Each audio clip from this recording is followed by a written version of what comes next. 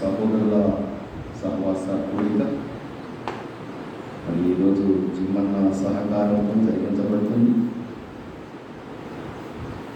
వారిని వారి కుటుంబం దేవుడు గౌరవ దీవించిందిగా. నాకు ఇచ్చిన ఈ కొద్ది అవకాశాన్ని బట్టి కొద్ది మాటలు మీ మధ్యలో నేను పంచుకోవడానికి ఆనందపడుతున్నాను. ఇందుకు నేను చెప్పబోయే అంశానికి అనుబంధంగా ఒక లేఖనాన్ని ముందుగా చదువుకున్నాను.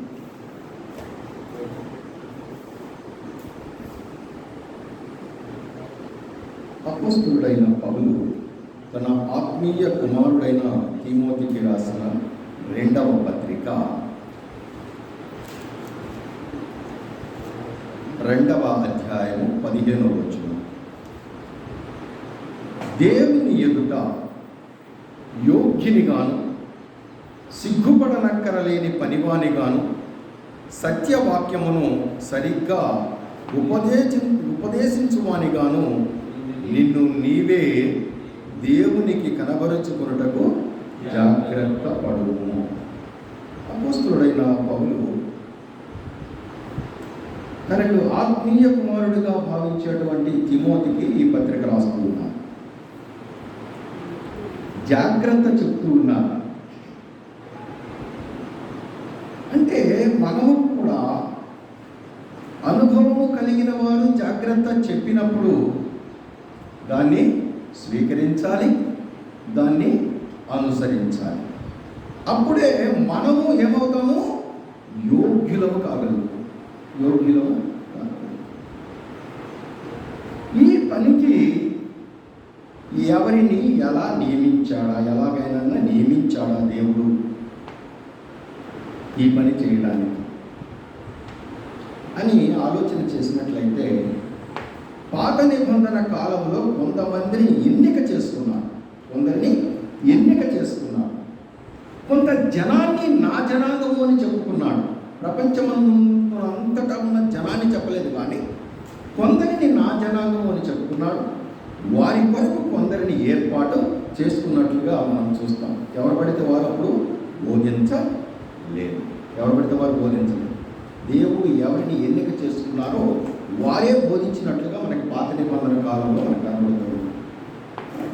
కానీ ఈ కొత్త నిబంధనకు వచ్చేసరికి ఎలా తెలియచేయబడుతుందో ఒకసారి మనము పేతురు గారి పత్రిక చూద్దాం. పేతురు రాసిన మొదటి పత్రిక 2వ అధ్యాయము 9వ వచనం.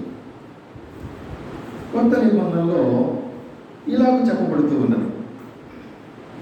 అయితే మీరు చీకటిలో నుండి ఆశ్చర్యకరమైన తన వెలుగులోనికి మిమ్మును పిలిచిన వాని గుణాతిశయములను ప్రచురము చేయు నిమిత్తము ఏర్పరచబడిన వంశములను, రాజులనైన యాజక సమూహమును, పరిశుద్ధ జనమును, దేవుని సొత్తైన ప్రజలునై ఉన్నారు. దీన్ని బట్టి మనకి ఏమర్థమవుతుంది? పిలువబడిన ప్రతి వారు, ఆయన ఎవరైతే మనని పిలుచుకున్నారో ఆయన గుణాతిశయములను ప్రచురము చేయవలసిన వారు. పిలువబడిన ప్రతి వారికి ఈ అవకాశం ఇవ్వబడినట్లుగా పేతురు గారు రాసిన పత్రికను బట్టి మనకు అర్థమవుతుంది. వీళ్ళందరినీ ఏర్పాటు చేసుకున్నానంటున్నాడు. పిలువబడిన ప్రతి వారికి కూడా ఏం చెయ్యాలో చెప్పి దానికోసం ఏర్పాటు చేసుకున్నాను అని తెలియచేస్తూ ఉన్నాడు. ఇప్పుడు ఎక్కడి నుంచి పిలిచాడు పిలువబడిన వారిని? వెలుగులోనికి అంటున్నాడు. వెలుగులోనికి పిలిచాడు. మనం ఎక్కడుంటే పిలిచాడు? చీకటి అంటే ఏంటి? ఉదయ సాయంకాలంలో ఏర్పడే చీకటి గురించి దేవుడు మాట్లాడుతున్నాడా? భూభ్రమణము వలన ఏర్పడేటువంటి పగలు చీకటి గురించి మాట్లాడుతున్నాడా? అంటే ఎంత మాత్రం కాదు. చీకటి అంటే లోకములో అంతా అంధకారమే ఉంది. అంటే ఏమిటి అంధకారము అంటే సాతాను సంబంధమైన చీకటి క్రియలు లోకంలో వాడు పాపమునకు లోకులను ప్రేరేపిస్తూ ఉన్నాడు. అలా లోకమంతా పాపంలో పడిపోయి ఉన్నది. రోమపత్రికలో మనం చూస్తాం, ఏ భేదము లేదు, అందరూ పాపము చేసి దేవుడు అనుగ్రహించు మహిమను పొందలేకపోతున్నారు అని తెలియజేస్తుంది. అంటే లోకములో ఏముందనుకోవాలి? ఇప్పుడు చీకటి, అంటే పాపమునకు సంకేతము చీకటి. ఆ చీకటి ఉంది. ఆ చీకటిలో నుండి ఎక్కడికి పిలుచుకున్నాడు? తన వెలుగులోనికి మనలను పిలుచుకున్నాడు. ఈయన ఎవరు? ఈ పిలుచుకున్న ఆయన ఎవరు? ఆ వెలుగు ఏమై ఉన్నది అని చూస్తే యోహాను సువార్త 1వ అధ్యాయం 9వ వచనంలో ఒక మాట ఉంటుంది. నిజమైన వెలుగు అని చెప్పబడుతుంది. అది ఏం వెలుగట? మన పిలిచిన వెలుగు, తన వెలుగు ఏ వెలుగది? నిజమైన వెలుగులోనికి పిలిచాడు. ఆయన నిజమైన వెలుగు అంటే మరి అబద్ధమైన వెలుగు ఉందా? ఉండే అవకాశం ఉందా? కొరింథీ పత్రికలో అంటాడు, అది ఆశ్చర్యం లేదు, వాడు అపవాదే వెలుగు దూత వేషం వేసుకొని తానే దేవునిలా మందిరంలో కూర్చుంటాడని చెప్పబడుతుంది. అంటే మనకి దీన్ని బట్టి ఏమర్థమవుతుంది? నిజమైన వెలుగు ఉంది, అలాగే మనని భ్రమపరిచే వెలుగు కూడా ఉన్నది. అది మనని భ్రమ పెడుతుంది. కాబట్టి తన వెలుగులోనికి పిలుచుకొనిన వారి గుణాతిశయములను మనము ప్రచురము చేసేవారముగా అందరినీ పిలిచారు. మరి కొందరే ఎందుకు ఈ పని చేస్తున్నారు? అందరూ చేయాలి కదా. సేవకులు అనే పేరు, బోధకులు అనే పేరు, ఇలాంటి పేర్లతో కొందరే చేస్తున్నారు. మరి పిలువబడిన అందరూ ఎందుకు చేయడం లేదు? అందరూ చేయాలని చెప్తుంది కదా వాక్యం. అంటే దీనికి ఏంటంటే కొన్ని యోగ్యతలు కావాలి. యోగ్యత ఉండాలి. బోధకులుగా ఉండాలంటే యోగ్యత ఉండాలి. అదే మాట చెప్పాడు ఇందాక, నీవు యోగ్యునిగా ఉండు తిమోతి, జాగ్రత్తగా ఉండు అని హెచ్చరిస్తూ చెప్పాడు. ఆ యోగ్యత లేకుండా మనం బోధించడానికి సిద్ధపడినట్లయితే మనం మరింత శాపానికి గురయ్యే అవకాశం ఉంది. అందుకే యాకోబు పత్రిక 3వ అధ్యాయం 1వ వచనంలో మాట కనబడుతుంది. అలా లేకపోతే మీరు బోధకులు కామాకండి అంటున్నాడు. కాబట్టి అందరూ ఎందుకు కాలేకపోతున్నారంటే కొన్ని యోగ్యతలు మనకి ఇక్కడ మనము ఇందాక చూసాం. తిమోతికి రాసిన పత్రికలో మరొకసారి చదువుకున్నాం. తిమోతికి రాసిన 2వ పత్రిక 15వ వచనము, దేవుని ఎదుట యోగ్యునిగాను సిగ్గుపడనక్కరలేని పనివానిగాను ఉండాలి. సిగ్గుపడుతున్నారా? ఏ పనికి? సువార్త పనికి మనమేమన్నా సిగ్గుపడుతున్నామా?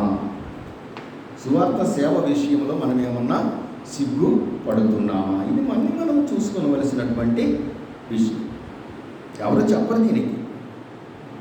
అంతర రహస్యం ఎరిగిన వారు ఎవరు? దేవుడే. మీ మనసులో ఏముందో నాకు తెలియదు, నా మనసులో ఏముందో మీకు తెలియదు. కానీ మనం పరిశీలించుకోగలము కదా. ఎవరిని వారు పరిశీలించుకోలేరా? నా వ్యక్తిత్వం ఏమిటో, నా స్థితిగతులు ఏమిటో నాకు తెలుస్తాయో తెలియదు. కాబట్టి ఇది ఎవరిని వారే పరీక్షించుకోవాలి. ఈ విషయంలో సిగ్గుపడనక్కరలేని పనివానిగా నువ్వు ఉండాలంటున్నాడు. మనం అలా ఉంటున్నామా? చాలామంది బైబిల్ని దాచుకొని తిరిగేవాళ్ళు ఉన్నారు. నేను చాలామంది పిలువబడిన వారే, దేవుని గురించి మాట్లాడగలిగిన వారే, దేవుని మాటలు చెబుతారు. కానీ దేవుని బిడ్డలు అనుకున్న వాళ్ళ మధ్యలోనే చెప్తారు. ఎవరన్నా నలుగురు అన్నీ ఉన్న కాడ మాత్రం బైబిల్ని దాచేసుకుంటారు. తమ చేతిలో ఉన్న బైబిల్ని దాచేసుకున్న వాళ్ళని చాలామంది అయ్యగారులనే చూశాను నేను. మనవాళ్ళు వేరే వాళ్ళని విశ్వాసం చూస్తే నేను మాట్లాడను. అయ్యగారులు కూడా చాలామంది కవర్లో పెట్టేస్తున్నారు బైబిల్. అంటే దేనికి సిగ్గుపడుతున్నారు వీళ్ళు? సిగ్గుపడనక్కరలేని పనివారిగా ఉండు తిమోతి అని పౌలు గారు చెప్తున్నాడంటే అలా ఉండాలి కదా తిమోతి. మరి తిమోతి అలాగ లేకపోతే యోగ్యుడు అవుతాడా? మరి యోగ్యుడంటే అసలు ఎవరు? యోగ్యుడు ఎవరవుతారు? నోవా గారు మెచ్చుకున్నవాడు యోగ్యులు అవుతారా? లేదు జ్ఞానస్నానం అన్నయ్య మెచ్చుకున్నవాడు యోగ్యులు అవుతారా? జాన్సన్ మెచ్చుకున్నవాడు యోగ్యులు అవుతారా? మన ఊళ్ళో పెద్ద మనుషులు మెచ్చుకున్నవాడు యోగ్యులు అవుతారా? దేవుని వాక్య విషయంలో ఎవరు యోగ్యులవుతారు? ఆ విషయము ఎవరు చెప్పాలి? కొరింథీయులకు రాసిన 2వ పత్రిక, కొరింథీయులకు రాసిన 2వ పత్రిక 10వ అధ్యాయం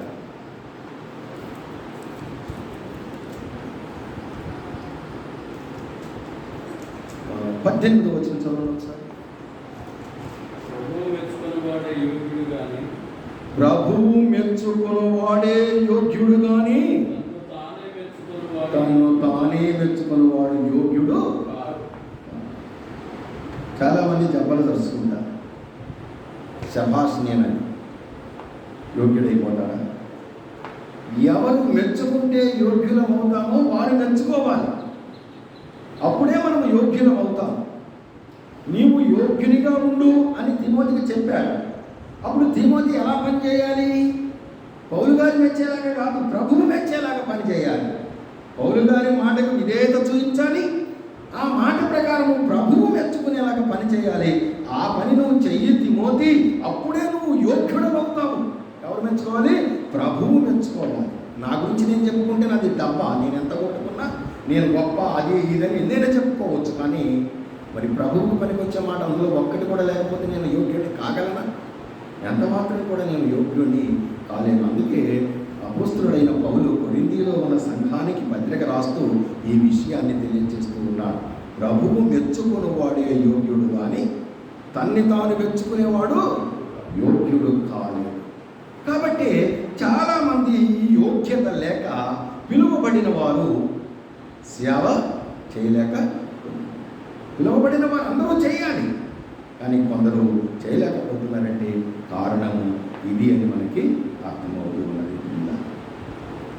కాబట్టి మనము యోగ్యులమా కాదా అని మనమే పరిశీలించుకోవాలి. ప్రతిరోజు మనము సంస్కరించుకోవాలి. మన లోపములను మనము సరి చేసుకోవాలి. మన లోపములను మనమే గుర్తించుకోవాలి. అలా గుర్తించుకొని ప్రభువు మెచ్చేవారముగా మనం ఉన్నప్పుడే సేవకులు యోగ్యులుగా ప్రభువు మనని ఉంచుతారు. సేవకులు యోగ్యులుగా ఆయన గుర్తిస్తారు. కాబట్టి అలా యోగ్యులుగా సిగ్గుపడనక్కరలేని పనివారముగా ఉండాలని ప్రభువు కోరుకుంటున్నాం. అలా మనం లేకపోతే ఎక్కువ శిక్షకు పాత్రులయ్యేది ఎవరు? మనమే. మనందరం సేవకులమే, సేవ చేస్తున్నాం. అలా లేకపోయినట్లయితే ఎక్కువ శిక్షకు మనమే పాత్రులము అవుతాం. మనం పౌలు గారిని చూసినప్పుడు ఆయన సువార్త విషయముల గురించి ఏమని చెప్పాడో ఒకసారి రోమా పత్రికలోకి వెళ్ళాలి. సువార్త విషయంలో ఆయన ఎలా ఉన్నాడో ఆయన గురించి చెప్పుకుంటున్నాడు.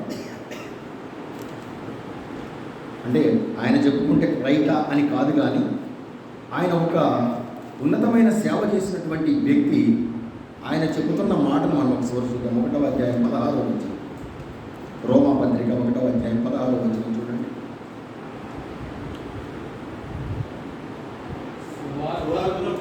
సువార్తను గూర్చి నేను సిగ్గుపడవాడను కాను, ఏలయనగా నమ్ము ప్రతివానికి, మొదట యూదునికి గ్రీసు దేశస్థునికి కూడా రక్షణ కలుగజేయుటకు అది దేవుని శక్తి అయి ఉన్నది. సువార్త విషయంలో నేను సిగ్గుపడవాడను కాను. అది ఆయన గురించి ఆయనే చెప్పుకున్నాడు. ప్రభు చెప్పాడని మనకి ఏడా తెలియదు. కానీ ఇది మనం ఎలా నమ్మవచ్చు? ఆయన సిగ్గుపడకుండా ఈ పని చేశాడు అని మనం ఎలా నమ్మవచ్చు దీన్ని? అంటే ఆయన సేవను మనం ఒకసారి చూస్తే, ఆయన ఏ ప్రదేశాల్లో ఎలా సేవ చేశాడో చూస్తే అది మనకి అవగతం అవుతుంది. ఆయన ఎలా సిగ్గుపడకుండా సేవ విషయంలో సిగ్గుపడకుండా చేశాడో, సువార్త విషయంలో ఎలా సిగ్గుపడకుండా పని చేశాడో, యోగ్యంగా పని చేశాడో అనే విషయాన్ని మనము ఒకసారి చూసినట్లయితే ఇది రోమాపత్రిక 15వ అధ్యాయము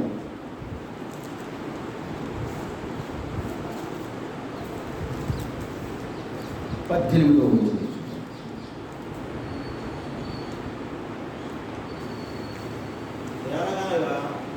ఏలయనగా అన్యజనులు విధేయులగునట్లు వాక్యము చేతను క్రియ చేతను గురుతుల బలము చేతను మహత్కార్యముల చేతను పరిశుద్ధాత్మ బలము చేతను క్రీస్తు నా ద్వారా చేయించిన వాటిని గుర్చే గాని మరి దేని గురించి మాటలాడ తెగింపను. కాబట్టి యెరూషలేము మొదలుకొని చుట్టుపట్లనున్న ప్రదేశములందు ఇల్లురికి ప్రాంతము వరకు క్రీస్తు సువార్తను పూర్ణముగా ప్రకటించి ఉన్నాను. ఈయన ఏం చేశాడు? అనేక ప్రాంతాల్లో క్రీస్తు సువార్తను ప్రకటించాడు. ఇవన్నీ కూడా ఎటువంటి ప్రదేశాలంటే క్రీస్తుకు విరోధంగా ఉన్న ప్రదేశాలు, ప్రతికూలమైన పరిస్థితుల్లో ఆయన పనిచేశాడు. ఇవాళ మనకు ఒక ఆటంకం వస్తే ఆగిపోతుంది. ఏదైనా ఒక ఆటంకం కలిగితే చాలామంది వెనక్కి వెళ్ళిపోతూ ఉన్నారు, కొనసాగుతున్నారు కానీ మరలా వెనక్కిపోతూనే ఉన్నారు. పౌలు గారు అలా ఎక్కడా కూడా వెనుదిరిగినట్లుగా మనము చూడము. ఎప్పుడైతే ఆయన ప్రభువును గూర్చిన సత్యము ఆ వెలుగును దర్శించాడో ఆ రోజు నుంచి ఆయన సువార్త విషయంలో ఎక్కడా కూడా సిగ్గుపడకుండా అనేక ప్రాంతాలలో ఆయన సేవ జరిగించినట్లుగా మనము చూస్తూ ఉన్నాం.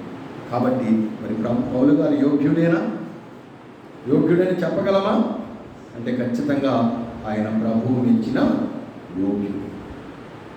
ఆయన గురించి ఆయన చెప్పుకోవడానికి సంశయపడడం కాదు, కానీ ఆయన చేసిన పనిని చూసినప్పుడు ఆయన యోగ్యుడే అనే సంగతి మనకి బోధపడుతూ ఉన్నది.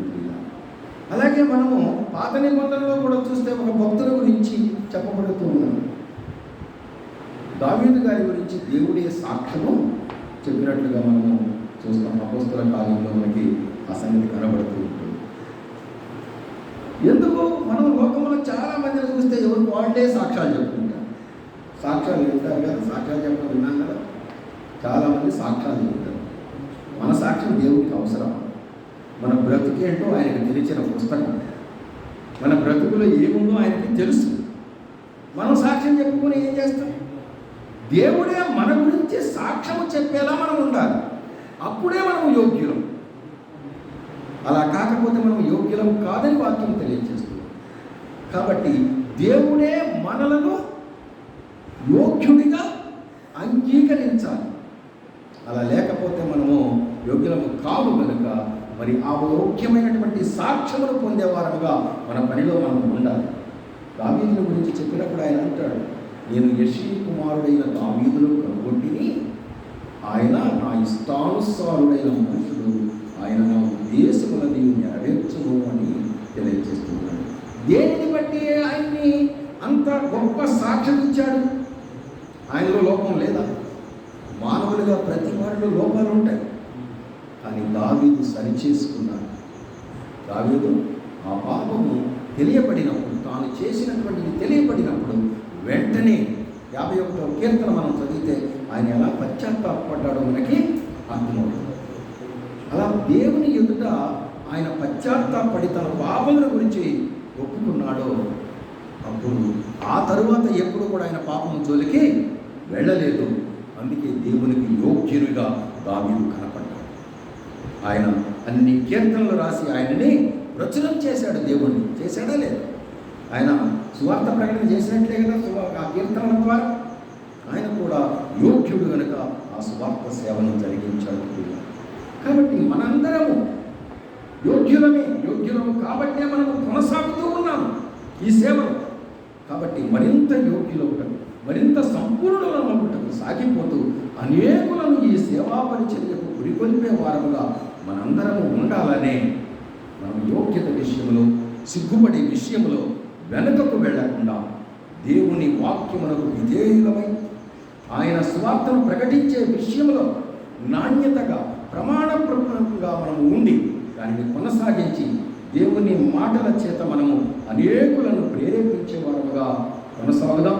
దేవుని మాటలు మరి మనమే కాదు, అనేకులు విని దేవుని తట్టు తిరిగేలా మన ప్రవర్తన ఎందంతటా దేవుని యొక్క మాటలకు లోబడి నడుచుకుందాం. దేవుడి కొద్ది మాటలను దీవించి ఆశీర్వదించి మనలో ఫలింపచేయగాక.